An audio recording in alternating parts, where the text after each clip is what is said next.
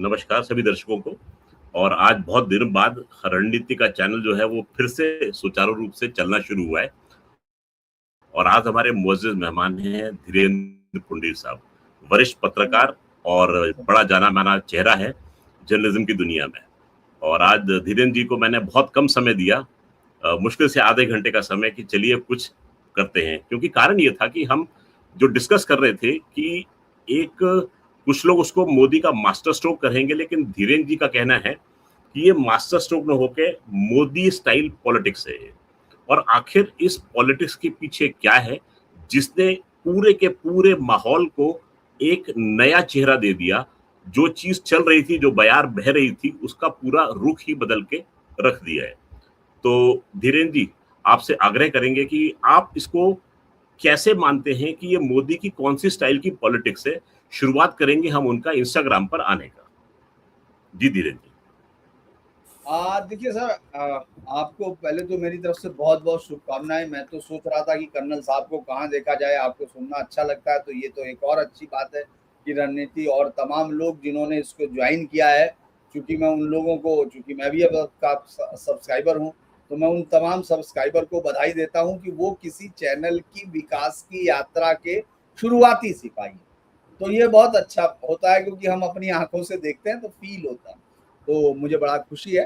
तो पहले तो उसके लिए बहुत-बहुत शुभकामनाएँ आपको। दूसरा, आजकल आपने जो कहा वो एक ऐसा इश्यू है, चूँकि 12 साल, एक राजनीतिज्ञ के 12 साल, वो भी ऐसे अथॉरिटेटिवली वाले जिसमें काम तो क्वालिटी का हो रहा है। लेकिन लोगों को क्या होता है कि अपने से वो कंपेयर करना शुरू करते हैं। वो धीरे-धीरे 12 साल का मतलब है कि जो उस वक़्त 18 साल का था, वो अभी 30 साल का हो गया जिसने पहला वोट किया था। और जो लोग वोट कर रहे थे उनको वो याद थोड़ा पुरानी होने लगती है, जैसे कि पिछले किसी युद्ध में किसी सैनिक को गोली लगी हो और अभी उसका दाढ़ी या गाल कट जाए तो वो बाद में चाय लेते हुए कहेगा यार इतना दर्द उस समय नहीं हुआ। क्योंकि वो तो याद है ना, गोली लगना याद है, ये दर्द अभी का है, चाहे वो छोटा ही क्यों ना हो। तो राजनीति में ऐसा ही होता है, हमको हमेशा ये समझ के चलना होता है, जनता हमेशा नायकों से नया चाहती है। मोदी एक नायक हैं, इसमें कोई शक नहीं है। इस देश की बहुसंख्यक आबादी उनको, मतलब बहुसंख्यक में सिर्फ मैं हिंदू बहुसंख्यक नहीं कह रहा, मेरा संख्या से मतलब है, इस देश की आबादी का बहुत बड़ा प्रतिशत प्रधानमंत्री नरेंद्र मोदी को एक नायक के तौर पर देखता है, जिसने इस देश की एक ढहती हुई अर्थव्यवस्था से भी बड़ा, फिर उसने आंतरिक व्यवस्था और उससे भी बड़ा, फिर इस दुनिया में देश के लिए एक ऐसा नाम और जगह बनाई। तो चीजें बदल रही थी, उसमें उन्होंने लीड किया। अब ऐसे में सवाल आया कि अचानक जब वो सब कुछ अच्छा चल रहा था, उन लोगों ने रणनीति बनाई, और वैसे भी जो आदमी 2047 का नक्शा लेके बैठा हो, आप उससे कह रहे हो जैसे कोई बिल्डिंग बना रहा हो और वो उसका बड़ा मैप हो, 150 फ्लोर हो जिसमें अलग अलग 50 बिल्डिंग हो, जिसमें हर एक में 50-50 फ्लोर हो, और अचानक आप कहने लगे कि यार इस वाले जो 15वां वो वाला मकान है मेरा, उसका बाथरूम कहाँ है। कुछ इस तरह की स्थिति आने लगी अचानक, अगर हम मोदी के एक किसी आंदोलन की बात करें कि भाई इस आंदोलन से कैसे निपटा गया। वो एक 2047 तक के मैप पे डिस्कस कर रहे थे, उस पर काम भी कर रहे थे वो लोग। अब क्योंकि राजनीति तो इसी तरह होती है। लेकिन अचानक क्या हुआ कि कुछ लोग इकट्ठा हुए। एक अमेरिका से आता है लड़का, जो जब खुद अपने इंटरव्यू में स्वीकार करता है अपने दूसरे सहयोगी के साथ कि हम लोग 5 दिन पहले, जब तक चीफ जस्टिस ऑफ इंडिया की एक मुकदमे में स्पेशल संदर्भ के लिए कही गई एक टिप्पणी की काकरोच हो जाते हैं ऐसे युवा बन के समाज को कुतरने लगते हैं। तो उसके पहले 5 दिन पहले आशुतोष रांका और वो बातचीत कर रहे थे।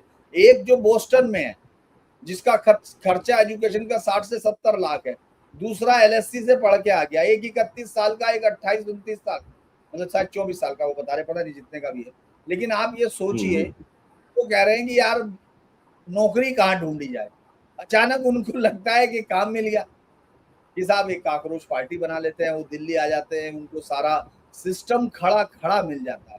एक लड़का जो अमेरिका से आया, जो पढ़ रहा है, भले उसके फादर, क्योंकि मैं भी जानता हूँ कितना खर्चा होता है विदेशों में एजुकेशन का, तो आप ये समझ के देखिए कि उसका एक जो मध्यम वर्गीय या निम्न वो मतलब मध्यम वर्गीय परिवार में वो लोग वहां भेज रहे हैं, वो आते ही दिल्ली आता है, वहां से फ्लाइट लेता है, फिर आने के बाद यहाँ पहुंच के वो जंतर मंतर पे खड़ा होता है, उससे पहले फिर वो कहीं जयपुर जाता है, फिर लखनऊ जाता है। इन सब यात्राओं का एक स्टूडेंट से तो पैसा निकल नहीं सकता जो पढ़ रहा है। तो यानी इस समय, और चूंकि वो सरकार, भाई कई बार क्या होता है कि आप जहां बहुत कम आपको उम्मीद होती है आप वहां से हारते हैं। तो सरकार क्या करती है कि ठीक है आने दीजिए, जाने दीजिए, उसमें कोई बात नहीं, वहां रहे, धरना प्रदर्शन हो जाता है। और वो सरकार ये भूल गई कि इस समय ये दौर कुछ चीजें और बदल रही हैं। प्रधानमंत्री इंस्टा पर आए, इस तक जाने के लिए मैं बता रहा हूं कि सबसे बड़ी चीज है कि आज कुछ चीजें बदल रही हैं। उनको लगा कि कौन इसको कवर करेगा, और उनका लगना सही था, क्योंकि ये उनकी इंटेलिजेंस थी, ये होम मिनिस्टर की और तमाम लोगों की, जो लोग आज भी हमारे देश की इंटीरियर सिक्योरिटी को मजबूत बना रहे हैं, पुख्ता बना रहे हैं कि एक भी आतंकी अब तक बम विस्फोट नहीं कर पाया। दिल्ली वाले को छोड़ दीजिए 12 सालों में, वरना हर 6 महीने 3 महीने पे वो निश्चित करके मेल भेजते थे और हम लोगों को वो मेल आते थे। आईएम के मुझे याद है कि हमारे जब उस पर आता था तो हम उसको भाग के देते थे इंटेलिजेंस को कि भाई मेल आ गया कि अगले 5 मिनट में हिंदुस्तान के शहरों में धमाके होंगे, रोक सको तो रोक। कितना हाल हो चुका था। तो जब वो आ जाते हैं तो वो कहते हैं ठीक है चला जाएगा। अचानक आप देखेंगे वहां यूट्यूबर्स के गैंग उतर आते हैं एकदम। वो उनका कोई लेना देना जर्नलिज्म से नहीं है। वो चूंकि अब मैं किसी बच्चे से पूछ रहा था क्या बनोगे, तो उसने कहा इन्फ्लुएंसर। हमने कहा ये क्या हो भाई। तो वो जो है तमाम लोगों की अलग दुनिया चल रही है, हम लोगों को भी झांकने पे मजबूर किया। प्रधानमंत्री मोदी हमसे ज्यादा अडेप्टिव है। तो आप ये सोचिए वहां अचानक भीड़ होती है, फिर सारी चीजें सर्कमस्टेंसेस होती है। मैं कहता हूँ फिर हालत ये लंबे पर जाने की बजाय आप सोचिए हालत ऐसी जगह आ जाती है कि वहां हजारों की भीड़ खड़ी है, संसद सामने है, संसद महज एक पत्थर फेंकने की दूर तक है, और उसके बावजूद वो लोग वहां हजारों की तादाद में इकट्ठा हो गए। उस भीड़ में सरकार के पास चूंकि इन्फो होती है, लोगों को ये शायद मालूम नहीं है कि ये जितना समझदार आप समझते हैं, विपक्ष क्यों सत्ता के लिए सबसे ज्यादा उलझता है, क्योंकि उसको मालूम है, जिसने उस सत्ता का टेस्ट चखा हुआ है, कि हर चूंकि जो इंटेलिजेंस है सबसे बड़ी एजेंसी है कि आईबी, तो उसका तो चार्टर ही है मेक देम वाइज। तो वो जो है ये सारी चीजें उनके पास दे रही हैं।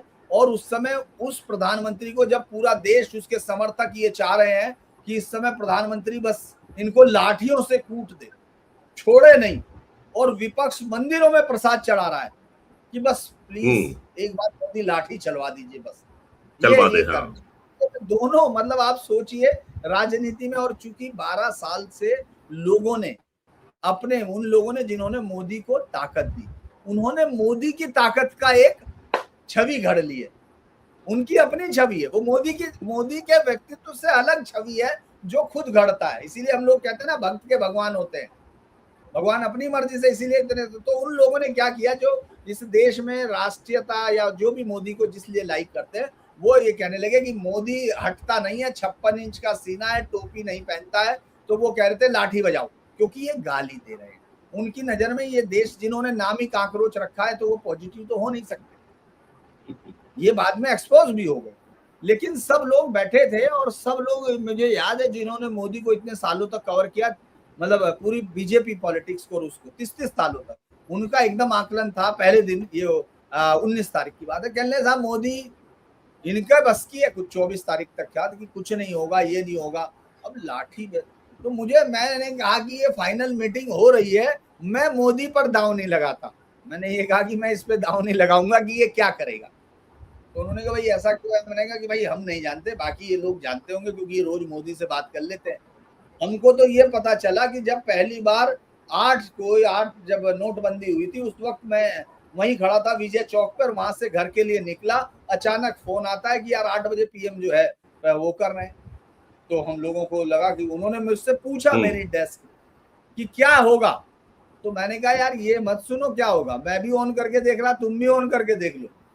अगर इतना मुझे पता होता क्या होगा तो मैं तुमको बता ना देता पहले ही, तुम्हारे पूछने का क्या करते। और अचानक इस देश के स्वनाम धन्य पत्रकार राजीव सरदेसाई और टाइप वो सब चलाने लगे कि पाकिस्तान पर हमले का फैसला हो। थोड़ी देर बाद उन्होंने कहा मित्रों सब बंद, टेंडर बंद। तो ये जो है सबकी हवा उड़ गई। तो इसीलिए ये उसी दिन से मैंने बहुत ज्यादा एसेस करना बंद कर दिया, क्योंकि वाकई सरकार के अंदर हमारी एंट्री नहीं है, ये मुझे स्वीकार करने में कोई दिक्कत नहीं। और मैं मिनिस्ट्री ऑफ होम ही कहूँ तो मैं ये समझ गया कि सरकार के पास इतनी इन्फो जरूर है कि वो जानती है कि यहाँ क्या होगा। और अचानक आप देखते हैं कि मंत्रिमंडल से इस्तीफा का धर्मेंद्र प्रधान करता है ट्वीट, और तमाम लोग नाराज। ये तो नाराज हो गए जो समर्थक है, और वो दुखी हो गए जो इंतजार कर रहे थे, क्योंकि गोली चलेगी। भाई वो याद है आपको, कद्दू कटेगा सब में बटेगा टाइप गाने गाते रहते लोगों पे, तो वो तो इंतजार कर रहे थे गोली चलेगी। तो आप ये सोचिए कि उस आदमी ने, जिस आदमी की छवि इतनी बड़ी हो गई उसके आदमियों के मन में कि वो कभी झुक नहीं सकता, उस आदमी को झुकने के लिए कितना सोचना पड़ा। सही बात, क्योंकि वो मोदी नहीं है, ये लोग उसको मोदी समझ रहे, वो देश का प्रधानमंत्री है।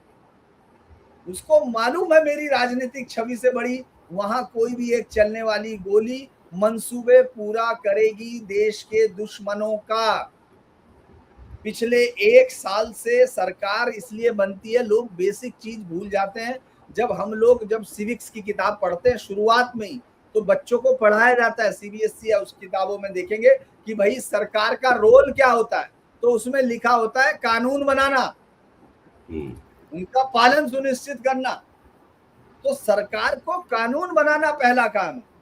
तो उसको मालूम है, मैं पिछले 6 महीने से एक पार्टियां टूट रही है, कोई ऐसी पार्टी उभर के आ गई कि जिसके अध्यक्ष कोई पता नहीं चला कि उसके 20 सांसद बच्चे पैदा हो गए। वो खुद ही कंफ्यूज हो गया कि ये कहां से हो गया, मेरी पार्टी के 20 सांसद कहां से आ गए। तो ये ऐसा काम कर रहे हैं। अचानक ममता बनर्जी को ये समझ में ही नहीं आया कि उसका जो सांसद अभी उसके सामने बैठा था वो वहां बैठ के गाली दे रहा, फिराद हकीम। ये सारा काम क्यों कर रहे थे ये लोग? क्योंकि इनको डिलिमिटेशंस मिले, वुमेन्स वाले, यानी जो फ्यूचर का स्टेक है इस देश में, डेमोग्राफी का जो जहर घुसा हुआ है। लोग अभी तक ये समझ नहीं रहे कि डिलिमिटेशन का मतलब बीजेपी की जीत नहीं है। डिलिमिटेशन का मतलब वो है जो हम असम में देख चुके। कर्नल साहब, असम में ये सीटें 27 से 28 हो चुकी थी, जो आर्टिफिशियली डेमोग्राफिक चेंजेस क्रिएट किए गए उन सब से। तो जब सरकार ने किया तो आपने देखा उन्होंने क्या किया, वो सीटें 21 पे आ गई। तो आपने उसके जहर को निकाला, कुछ निकाला। तो अब इस देश में से ऐसे जिलों में जहां ये फैसला करने लगे जिहादी कि हम तय करेंगे, मस्जिद से निकला हुआ ऐलान तय करेगा कि इस देश में क्या होगा, उन सबको रिशेप करना है। इतनी तैयारी वो कर रहे थे, और उनको मालूम था कि अगर मैंने चला दिया, अगर ये बैटन चल गई, अगर ये वो चल गई, तो ये मैक्सिमम डैमेज हो जाएगा। अगले कुछ महीने भले ही उस पर कंट्रोल कर लिया जाए, लेकिन तब और धीरेन्द्र जी, सॉरी आपको बीच में रोक रहा हूँ, बीच में ये चैट भी चल रही थी कि अगर एक बंदा भी अगर मर गया तो इस आंदोलन में जान आ जाएगी। ये आपस में लोगों की ये डिस्कशन भी चल रहा था। जो आप कह रहे हैं, अगर ये एक आम आदमी समझ सकता है, एक आंदोलनकारी समझ सकता है, जो बैठा हुआ है, राजनीति जो खेल रहा है, वो क्यों नहीं समझ सकता? तो वो जानता है कि कब क्या स्ट्रोक चलना है। और इसको देखते हुए हमने नोट किया कि जो आदमी आता था कि भाई यूट्यूब पे आ गया, ट्विटर पे आ गया, वो अचानक रात के 11 बजे के बाद ही इंस्टाग्राम पे आता है। ये आपसे सुनना चाहूंगा, ये विशेषता आखिर हुई क्या? ये दरअसल चैलेंज बहुत अच्छे लगते हैं मोदी को, मुझे ऐसा लगता है। मुझे नहीं पता, देखिए मैं उनका दोस्त नहीं हूँ, हालांकि मैं उनको कवर कर रहा हूँ 2004-5 से, 2002 के दंगे के समय से, चूंकि मैं उस समय भी न्यूज चैनल में ही था, तो हम लोगों ने वहां जाके कवर किया, गोधरा कवर किया। बट मैं एक चीज तो मानता हूं कि चैलेंज वो लेता, आप उसकी चाल नहीं सोच सकते वो कैसे मूव करेगा, लेकिन हाँ वो इंतजार करता है कि आपने कहा है, अब आप इंतजार कीजिए, अब मेरा कब होगा ये मैं तय करूंगा। दरअसल होता क्या है कि हम जब खेलते हैं, हम दूसरे खिलाड़ी की चाल भी खेलने लगते हैं, जबकि बेहतरीन खिलाड़ी वो होता है दुनिया भर में, चाहे अनातोली कार्पो या किसी को कास्परस्की, या पहले कभी हम लोगों ने जो बोरिस स्पासकी, जब सबको देखा है, वो क्या करते हैं, इंतजार करते हैं सामने कि तुम चलो तब मैं चलूंगा। तो प्रधानमंत्री मोदी ने कहा कि भाई, उन्होंने कहा ये जैन जी है, ये तमाम चीजें, और ऐसे ऐसी कहानियां, वो अंग्रेजी फार्म हो या जो भी हो, मैं नहीं समझना चाहता और मुझे बहुत इंटरेस्ट भी नहीं। वो जो बोलते रहे, मैं जानता हूँ कि देश की एक धारा निश्चित बहती है, हमेशा पूर्वजों ने हमको दिया, हम आगे देंगे, और वही परंपरा रहेगी। ये जितने लोग हैं ये आएंगे जाएंगे, इससे कोई फर्क नहीं। लेकिन प्रधानमंत्री मोदी ने चेतावनी लिया, और आपने देखा अचानक 11 बजे उस समय एकदम ऐसे करके उनका फ्रेम भी थोड़ा सा एकदम ऐसा लग रहा था नया सा, लेकिन उन्होंने चैलेंज से घबराए नहीं, लोगों ने मजाक बनाया। मैंने सोचा यार ये ठीक होगा, एक दिन होगा, अचानक अगले दिन भी हो गया। और अभी हम मजाक ही बना रहे थे सब लोग कि यार ये क्या कर रहे हैं मोदी जी। उन्होंने कहा जाओ माफ भी कर दिया, वो भी उसी पे किया। तो ये कहता है कि एक नेता, आप ये सोचिए, आज मैं ये सोच के हैरान हूं, आपको याद होगा 240 जब सीट आई थी, तो मुझे याद है सबके चेहरों पर जो समर्थक थे, जो नेता थे, मैं नेताओं की बात कर रहा, मंत्रियों की, क्योंकि हम तो तब फील्ड में ही थे भाई, हम तो उनके साथ इंटरव्यू ले रहे थे ना। वो तो मैंने पूरा चुनाव कवर किया, और मैं तो उस समय अपने चैनल का हेड भी था, जो रीजनल मेरा चैनल है, मैं दोनों चैनल का हेड था। तो वहां बैठा था, तो मैं इंटरव्यू लेने के लिए मंत्रियों के पास बैठे थे, उनके चेहरे ऐसे हो गए, क्योंकि वो तो बैठे थे 400 आएगा, और सब बुरी तरह से, और सब लोग हो गया। अचानक एक दिन बाद ही हम लोगों ने देखा, याद कीजिए आप, वो जो है चंद्रबाबू नायडू को पकड़ के, हाथ पकड़ के बिठा रहा है वो आदमी। मतलब पूरी पार्टी सदमे में है। वो आदमी ये समझ चुका कि सदमे में रह के थोड़ी काम होता है, चीजें जा चुकी, आने वाला कल क्या है, आने वाला कल सहयोग के गठबंधन। तो आप देखिए नीतीश कुमार को और उसको कितना खुशी से साधा। तो ये कहते हैं एडेप्टेबिलिटी, यानी आप देखिए तुरंत उसी के साथ संवाद करने के लिए, देखिए संवाद उनका वैसे भी होगा, भाषा तो वही रही, जो भाषा वो बोलते हैं वही बोले, उनका वो जैसे वो तैयार होते हैं वैसे ही तैयार हुए होंगे। उनके कैमरे का एंगल ही तो बदलना था, उनको ऐसा कर लेना था। हमको अभी दिक्कत आती है, हम सोचते हैं कि नहीं, लेकिन उसको नहीं आई, क्योंकि उसको मालूम है कि मुझे संवाद तो करना, मैं संवाद से पीछे नहीं हटता हूं। और मैं आपको ये बता दूं, प्रधानमंत्री मोदी की ये नीति जो है, मुझे लगता है जितने सारे आप भी पढ़ते हैं, और मैं भी कई बार इनका छोटा सा छात्र हूं, तो मैं देखता हूं शास्त्रार्थी हमारी पहली सीढ़ी है, उससे वो हिचकते नहीं। तो ये मुझे उनकी रणनीति कई बार लगती है कि हम समझ नहीं पाते हैं, लेकिन उनका दिमाग खुला हुआ रहता है कि भाई मुझे पीछे हटना है। आप ये तो सोचिए आप किससे हटे हैं। अच्छा चलिए, आप हम लोग एक बात मान लेते हैं, वो माँ बहन की गालियां दे रहे, वो गालियां हमारे कानों से झर रही हैं और दिमाग कैसे दहला देती है, हम गुस्से में भी हैं। लेकिन आप ये बताओ, जब हमारा बच्चा किसी काम में फेल होके आता है जो बहुत ही बड़ा है, कुछ भी होता है, क्या आप उसको घर से बाहर निकाल देते हैं? आज तक भी कोई अपना बाप निकाल सकता है? वो प्रधानमंत्री है, वो पार्टी का लीडर नहीं है। उसको मालूम है ये बच्चे जितने भी हैं, कुछ इनमें बहके हुए हैं, कुछ बहक गए हैं, कुछ नाराज हैं, कुछ पॉलिटिकली हैं, बट ये बच्चे हैं। उसमें जो गुंडे हैं, बदमाश हैं, बहके हुए हैं जी, उनको नहीं छोड़ेंगे। बहके हुए हैं और कुछ बिके हुए हैं। हाँ, कुछ बिके हुए हैं, मतलब उनको मालूम है, लेकिन बच्चे हैं ना भाई। देखो ऐसे ही होता है। जी जी जी।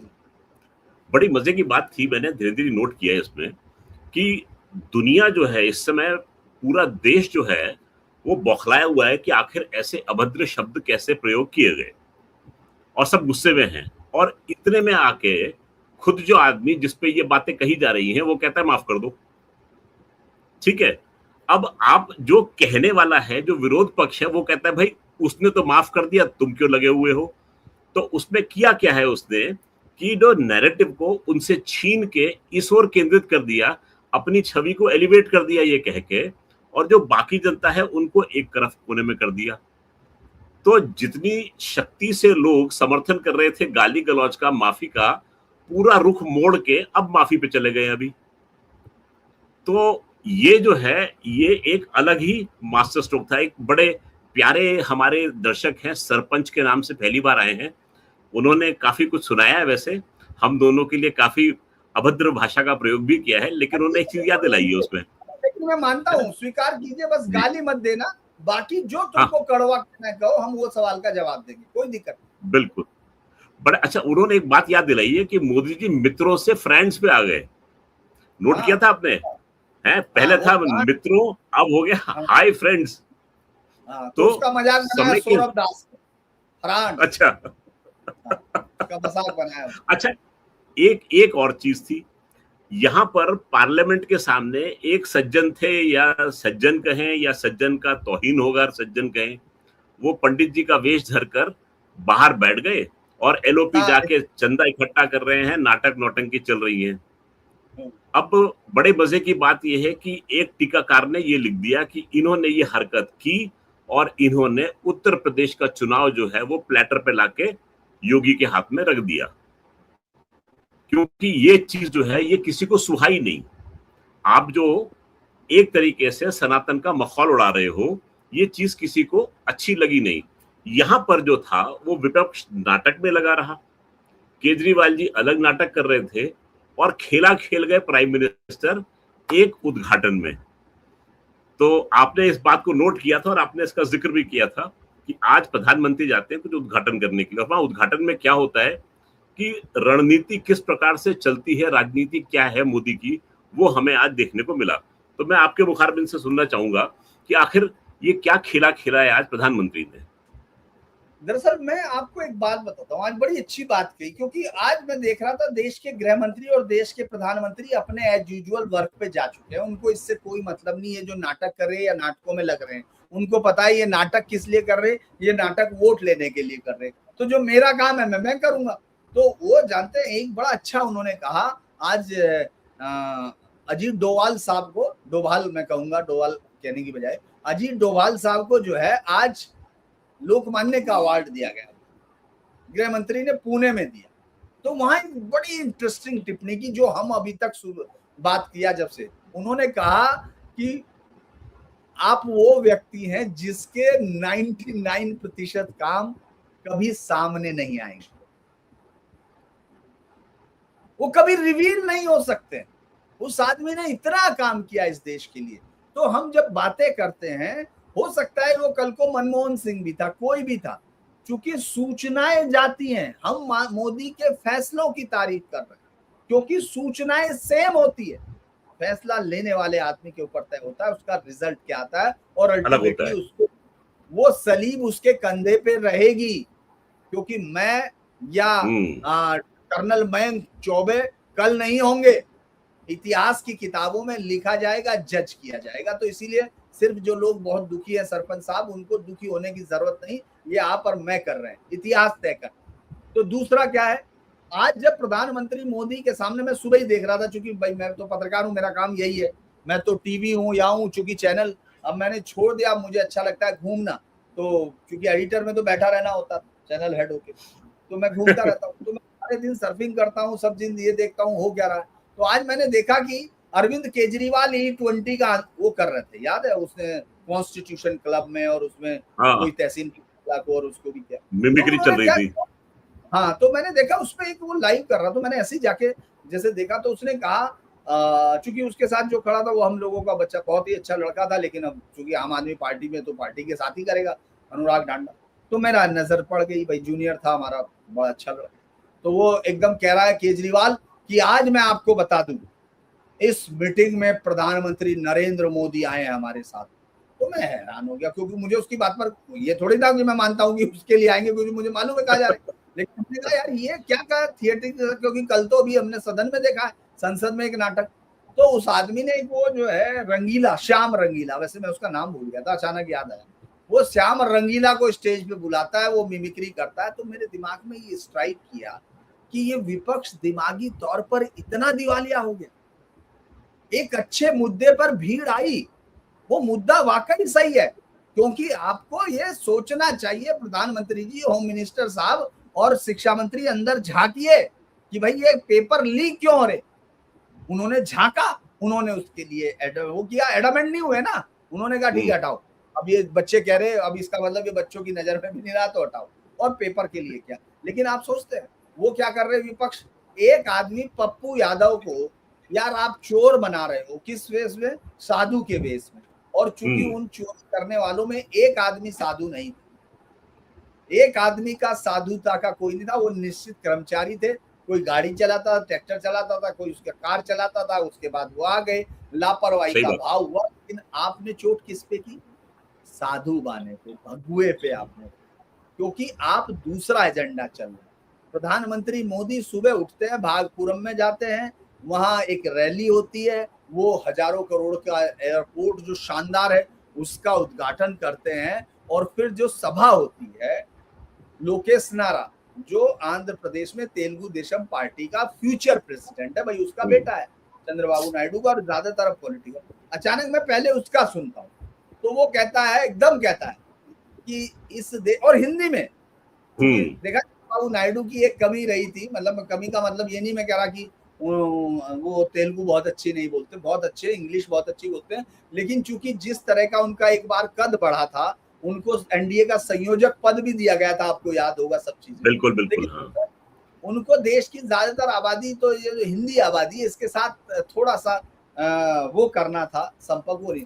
उनका बेटा हिंदी में बोलता है और कहता है कि इस देश को जो रॉकेट तक ले जाने वाला, कि हमने देखा इस देश को कहां ले गया, और अब हम आंध्र प्रदेश की जनता 2029 में नमो को चुनेगी, नरेंद्र मोदी हमारे कैंडिडेट। तो 2029 की अभी कोई बात नहीं कर रहा, कोई यहाँ सोच तैयारियां हो नहीं, गई है ना।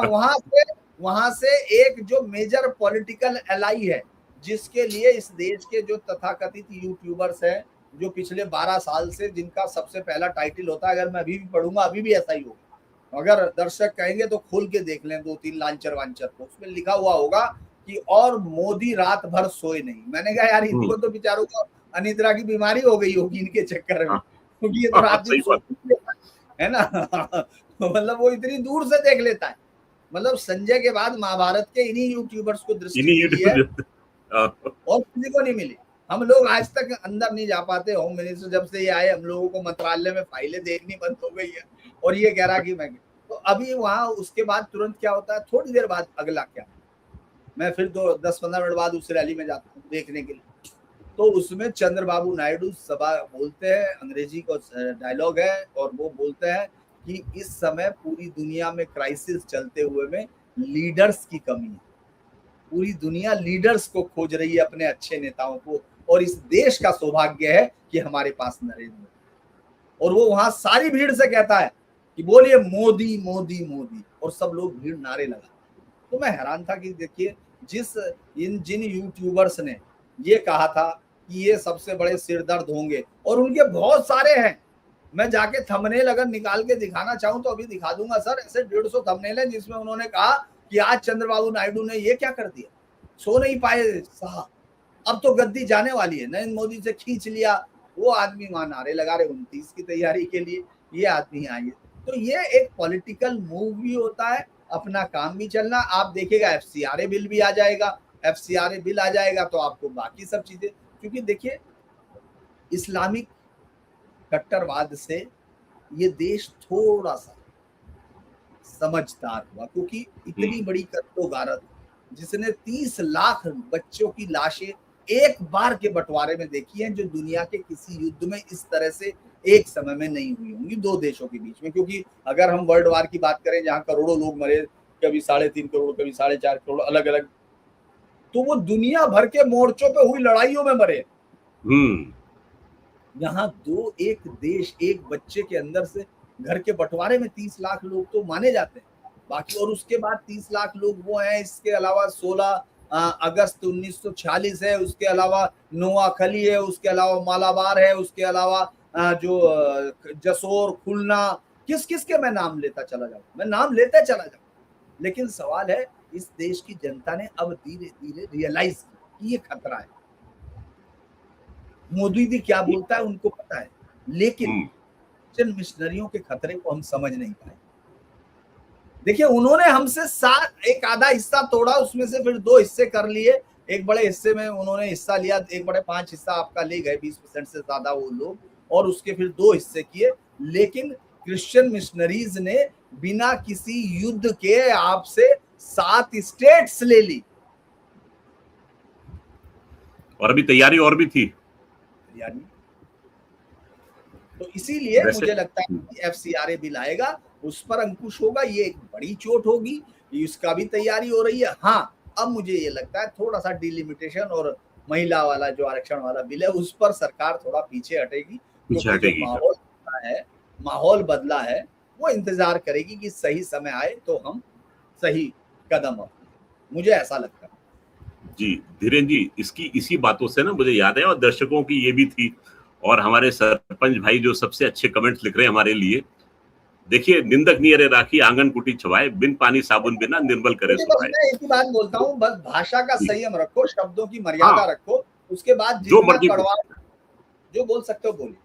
तो तो धीरेन्द्र जी, मैं ये कहना चाहूंगा कि पता नहीं इस देश के कितने लोगों का सौभाग्य है कि उन्होंने विदेश मंत्रालय को अंदर से काम करते हुए देखा है। मैंने देखा है, 6 साल मैं रहा हूं, अंदर से काम करते हुए देखा है। और ऐसा कोई दुनिया में देश नहीं है जहां के राजनयिक के साथ में मैंने बात नहीं की, संवाद नहीं किया। और यकीन मानिए 99% पाकिस्तानी ने और चाइनीज ने तो नहीं बोला, 99% ने मुझसे ये बोला, mister Chaubey can you please lend your prime minister to us for 1 year. अब देखिए, मुझे कह सकते हैं अंधभक्त, आपको कह सकते हैं अंधभक्त, सरपंच भाई आपके लिए मुखातिब है ये, लेकिन पूरे दुनिया के जितने भी राजनयिक हैं वो तो अंधभक्त नहीं है, वो तो चेंज देख रहे हैं। जहां चेंज देखने की बारी आएगी, मैं आपको पूरे के पूरे चेंज जो है ना फेरिस्त के साथ में गिना सकता हूं। आपने दुनिया को बाहर से देखते हैं, मैंने इसको पूरे प्रजातंत्र को अंदर से बैठ के देखा है, इसलिए मैं आपसे ताल ठोक के कह सकता हूं कि जो बात मैं कह रहा हूं वो खरी है। आपने केवल सुनी है, मैंने जी है उस चीज को, और इसी जिंदगी को जिया है धीरेन्द्र जी ने भी। तो इसीलिए बात जो है वो बड़े तरीके से रख रहे हैं आपके सामने।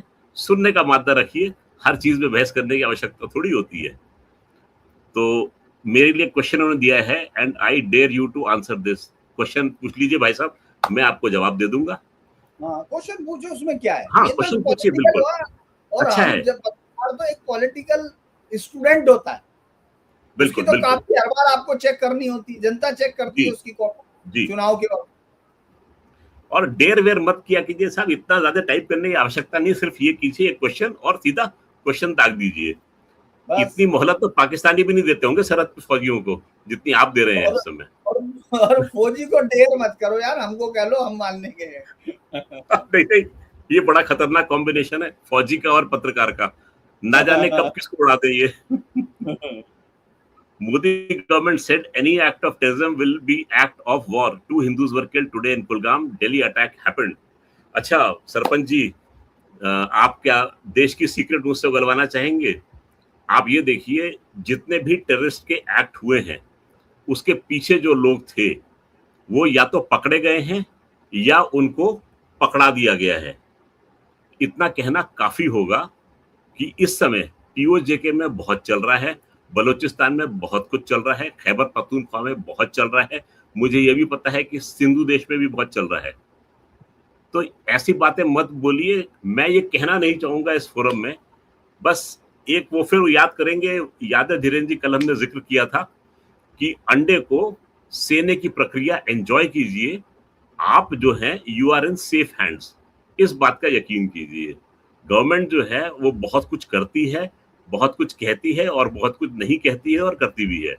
इधर उधर की बात मत करो सर, इन्होंने कहा कि एक्ट ऑफ वॉर होगा आउटराइट। भाई, युद्ध जो है वो केवल सरहद पे लड़ा नहीं जाता है, युद्ध जो होता है मल्टी डोमेन वॉरफेयर का जमाना है।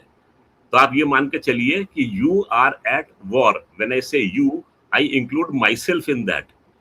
तो हो सकता है आप मेरी बात को अभी ना समझें, लेकिन थोड़ा सा पीछे हटकर, थोड़ा गुस्से को शांत करके समझेंगे आप, तो समझ जाएंगे कि इस समय देश जो है लगातार, निरंतर, इस समय जो हुआ है वहां पर जंतर मंतर पे, that was also a act of war on this country. अगर आप उस चीज को ध्यान से देखेंगे, उसको बड़े फुर्सत से डिफ्यूज कर दिया गया सिचुएशन को, और आम आदमी जो है इस चीज को गेज नहीं कर पाया है। ऐसा कोई कारण नहीं है कि इतना बड़ा वो जंतर मंतर पे हो गया था, जबकि एनएसए को तलब कर लिया गया, होम मिनिस्टर, सीसीएस की मीटिंग जो होती है बिरले होती है, सीसीएस की मीटिंग भी हो गई। तो मान के चलिएगा कि बहुत कुछ चल रहा है, और सब कुछ जो है वो पब्लिक डोमेन में आने की जरूरत नहीं होती है। देखिए, ऑपरेशन सिंदूर से पहले आपने कभी भी आकाश तीर के बारे में सुना भी नहीं था, परंतु आकाश तीर जो है डिप्लॉय होकर उसने काम किया है। तो सब चीजें जो होती हैं वो आम आदमी की कंजम्पशन के लिए नहीं होती, नीड टू नो बेसिस पे चलती हैं। धीरेन्द्र जी से एक आखिरी सवाल। धीरेन्द्र जी, आप सवाल के कटघरे में हैं, इतने सालों से पेपर लीक हो रहे हैं, सरकार ने क्या किया? यूपीएससी कभी लीक नहीं होता, इसका मतलब सिस्टम तो है, फिर नीट, एसएससी जैसे एग्जाम्स लीक क्यों हो रहे हैं? बड़ा सही सवाल है ये। बहुत अच्छा सवाल है दोस्त, ये मैं इस बात को बहुत मानता हूं, क्योंकि मैंने भी, ये जो तुम्हारा सवाल है ये मैंने पूछा, तो जानते हैं जो जवाब मिला उसने, दरअसल इंजीनियरिंग का पेपर लीक क्यों नहीं होता? पहले होते थे 2000 1991 94 में, अभी क्यों नहीं होता? कभी कभी होते थे। आप ये समझिए, क्योंकि जो सरकारी फीस है, जो नीट के कॉलेजों की, जो मेडिकल कॉलेज की, जो सरकारी स्कूल में जो फीस देनी पड़ती है, वो लगभग 4 लाख, 3 से 4 लाख पड़ती है। और जो सरकारी सैंक्शन्ड प्राइवेट स्कूल है, जो अब बहुत बड़ी इकोनॉमी बन चुके, उनकी फीस नहीं होने में, जो सबसे कमजोर बिहार का स्कूल मैं बता रहा हूं, वहां 12 लाख रुपए साल है। तो 5 साल का 12 पंजे 60 लाख, 10 लाख रुपया कम से कम आप मतलब 4 लाख हॉस्टल का हर साल का लगाइए, 20-80 लाख, उसके बाद बाकी सबका जो खर्चा वो लोग निकालते हैं, यानी 1-1.5 करोड़ रुपए की एक सीट पड़ती है सिर्फ एमबीबीएस। और उसके बाद आपने देखा होगा पैथोलॉजी की सीट अलग है। तो लिहाजा हर आदमी की इच्छा ये रहती है कि वो एक सरकारी स्कूल में चला जाए, तो उसको 10-20 लाख रुपया खर्च करना पड़ रहा है, तो उसको बहुत बड़ा वो नहीं है, उसको घाटे का सौदा नहीं लग रहा। इसीलिए इंजीनियरिंग कॉलेज में क्या हुआ, शुरू में कैपिटेशन फीस होती थी, आज आप कोई से कॉलेज में चले जाइए, आपके बच्चे का एडमिशन जब आया, अपना सीधा जाइए, फीस दे के आ जाइए। फीस होती है मैक्सिमम, बहुत अच्छे से अच्छे स्कूल में 3 से 4 लाख रुपया, 5 लाख रुपया साल, मैक्सिमम बता रहा हूं। तो इसीलिए क्या हुआ है कि पैसे का खेल बहुत बड़ा हो गया, मेडिकल कॉलेजों की सीट बढ़ गई, इस सरकारों ने सीट बढ़ा दी, लेकिन उसको नहीं किया। और ये बात एक सरकार की कमजोरी है, सरकार के ऊपर धब्बा है कि भाई आपके समय में लीक नहीं होना चाहिए।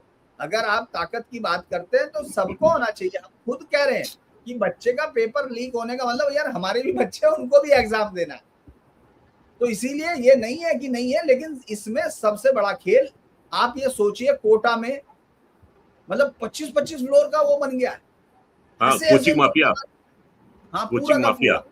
क्योंकि सरकार उस पे एक्ट नहीं कर रही। इस पूरे मामले में जो पैसा आया, उससे भी बहुत पैसा आया, क्योंकि आप देखिए खान सर, फला सर, अरे वो लोग मतलब अभी तक यार टीचर हमारे भी होते थे, वो अपनी जो मैथमेटिक्स की किताब है उसी के बारे में राय रखते थे। ये तो यार जो वो मास्टर है, वो बीएससी बड़ी मुश्किल से पास हुआ था, उसके सगे चाचा ने उसकी मार्कशीट की डिटेल खोल दी थी। वो जो है वो ये भी बता रहा है कि अमेरिका ने रात को कैसे फैसला लिया, उसको ये भी पता चल गया।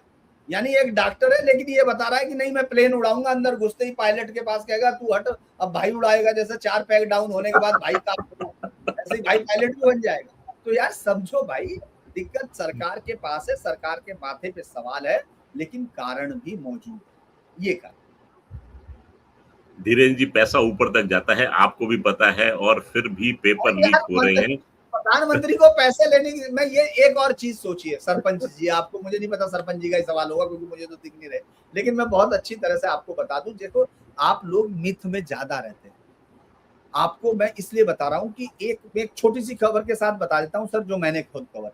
मैं एक दिन वापस लौटा, केस चल रहा था, वो क्या नाम, ये जो पंढेर वाला केस था। मैं इसलिए कह रहा हूं सरपंच जी, क्योंकि मैंने देश के बड़े स्टिंग ऑपरेशंस किए हैं। आप मेरा नाम टाइप करके गूगल पे निकाल लीजिए, आपको खबर पता चल जाएगी, नाम लगाती। तो उसके बाद क्या हुआ, मैं आया शाम तक कुछ खबर ढूंढ ढांड के कि भाई क्या होगा, तो अचानक हमारे एडिटर इन चीफ हुआ करते थे, बड़े सज्जन और बड़े अच्छे जर्नलिस्ट, कमर वही साहब। तो उन्होंने कहा, अरे धीरेन्द्र जी, मुझे जाते हुए देखा, वो हमेशा जी लगा के बात करते थे, चाहे रिपोर्टर हो चाहे कोई, और वो तो मैनेजिंग एडिटर थे, एग्जीक्यूटिव डायरेक्टर थे, न्यूज डायरेक्टर। उन्होंने कहा जरा वो देख लीजिएगा, एक पैकेज जाने 8। मैंने कहा क्या हुआ सर?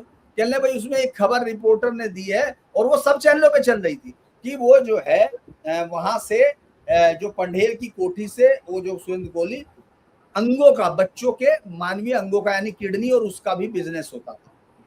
तो मेरे मुंह से सीधा निकला कि दादा वो सेम का बीज है, मतलब किडनी सेम का बीज होती है क्या? उनको एकदम अजीब लगा भाई, ये तो मैंने कहा ऐसा थोड़ी कि इस जेब से निकाल के इस जेब में रख लिया। हमने कहा ये पत्रकार जो कहानी सुनाते हैं उससे जरा पूछ तो लो कि किडनी होती कहाँ है, वो यहाँ निशान दे देगा। उन्होंने कहा ये जो जनता है इस पे यकीन कर लेगी, और वो जनता ने यकीन किया।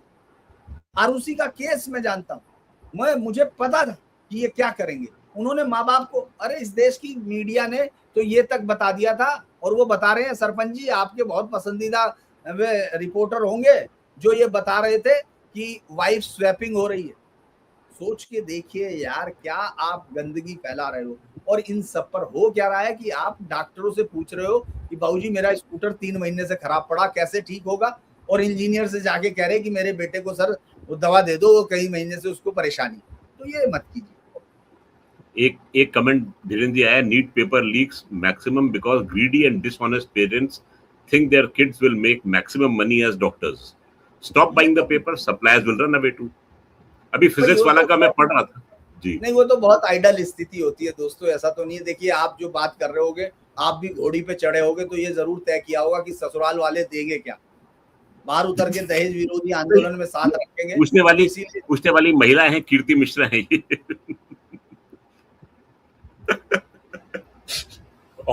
और मुझे इतना मालूम है ये खुद भी डॉक्टर।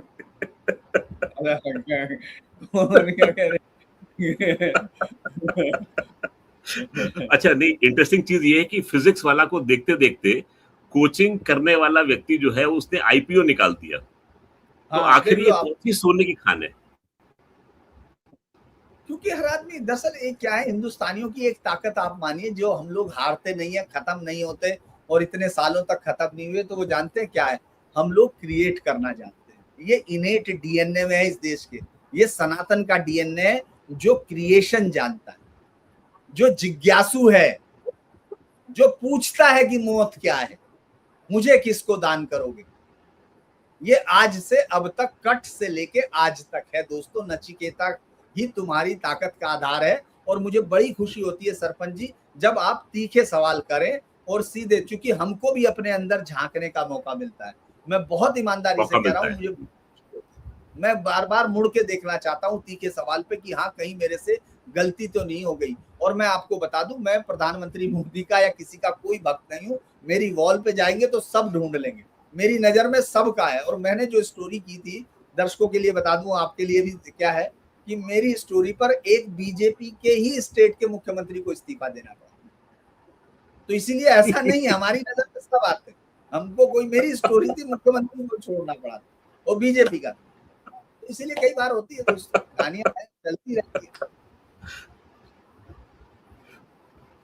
बस मेरे ख्याल से और सवाल हैं नहीं किसी के धीरेन्द्र जी, तो इस कार्यक्रम को वाइंड अप करते हैं। बहुत बहुत धन्यवाद, आप इतने शॉर्ट नोटिस पे आए और इतनी बढ़िया डिस्कशन हुआ। और आज मेरे ख्याल से मेरे चैनल पर रिकॉर्ड तोड़ दर्शक जो हैं वो मौजूद थे। तो ये आप ही का प्रताप है, और आते रहिए और इसको रौनक बख्शते रहिए धीरेन्द्र। आपको पता है इस चैनल को बहुत आगे जाना है, इसीलिए सब लोग आए, इसके लिए बहुत बहुत धन्यवाद। मैं दिल से कह रहा हूँ, जो लोग देख रहे हैं सुन रहे हैं, वो इसको बेल आइकन दबा के ये करें कि डॉक्टर जब भी कर्नल साहब कोई करें तो वो आए। इसीलिए, और आपका जब भी आदेश होगा मैं आऊंगा, दर्शकों के साथ बैठेंगे। और बात चली थी भक्ति की, तो आज मैंने एक अपने वॉल पे एक पिक्चर डाली थी कि मैं भारत का अंधभक्त हूँ, कमबख्त नहीं हूँ मैं। ठीक है, तो थोड़ा सा इसको जज करने में आदमी को टाइम लगेगा। होता क्या है ना, दर्शकों को भी एक मैं बात बता दूं, और हम लोगों के लिए भी है, वैचारिक विमर्श में दुश्मनी नहीं होती, ये भी याद रखिए। अगर आप कांग्रेस को सपोर्ट करते हैं तो कोई दिक्कत नहीं, किसी को किसी पार्टी के सपोर्ट से दिक्कत नहीं। और चूंकि मैं जब कांग्रेस आएगी तो मैं उसको भी सम्मान से मान लूंगा, अगर वो जनता का फैसला है, क्योंकि वी आर ओनली मैसेंजर्स। तो डोंट किल द मैसेंजर्स। हम लोग तो जो दिख रहा है वो डोंट शूट द मैसेंजर। ठीक है सर, बहुत बहुत धन्यवाद धीरेन्द्र जी, आते रहिएगा, ये आप ही का अपना चैनल है। और दर्शकों से अनुरोध है कि जो कहते हैं ना एंड में, प्लीज लाइक, सब्सक्राइब, कमेंट, वो सब जो है वो आपके लिए भी जाता है। दर्शकों जो आप सुन रहे हैं यहाँ पर बैठ के, लाखों करोड़ों की संख्या में, तो बहुत बहुत धन्यवाद धीरेन्द्र जी, आपसे पुनः भेंट होगी। तब तक के लिए अनुमति दीजिए, नमस्कार, जय हिंद। जय